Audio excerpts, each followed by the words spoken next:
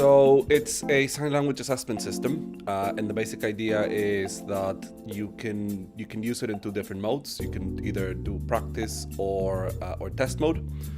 We've tried to make it visually appealing, so you can see that it kind of looks like a blackboard with some handwriting on it, and we kind of went a long ways to keep the appearance nice and consistent. Once the user is given the prompt, they can then record themselves doing it. And then the system will go through a series of neural networks and some artificial intelligence to try to work out if the sign was produced correctly and if it wasn't, where the errors are. That was a bit better. Again, you're doing a bit too much jiggle. So it's just like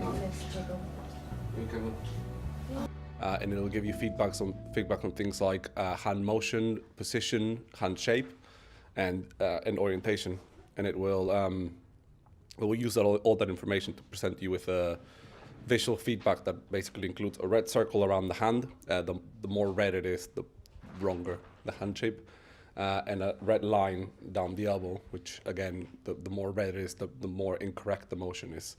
So there's two components basically. So this is a Kinect sensor, and what it does is it records color images. It records depth images, so that basically is that an image that every pixel, instead of a color, it's the distance to the nearest object. So when you're recording a person, you basically can tell where every part of their body is, yeah. And out of that you can do some processing and get a skeleton, which is the green stuff you see there. And so we extract the color image and the skeleton out of the Kinect, and then we run those things through a selection of neural networks and hidden Markov models, which are sort of types of AI that then give us confidences on how correct the sign, a particular aspect of the sign was. Yeah, 77%.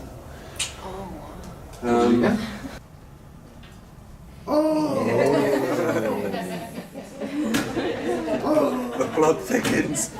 So it works really well when you produce the sign close to what it should be. One of the limitations is if you produce something that is just completely not a sign, the system can get a bit confused, or if the skeleton isn't detected, that's also a problem. But largely, if you produce a sign that is close to what the system is prompting you to produce, then you get an assessment that we think is fair. It might be a bit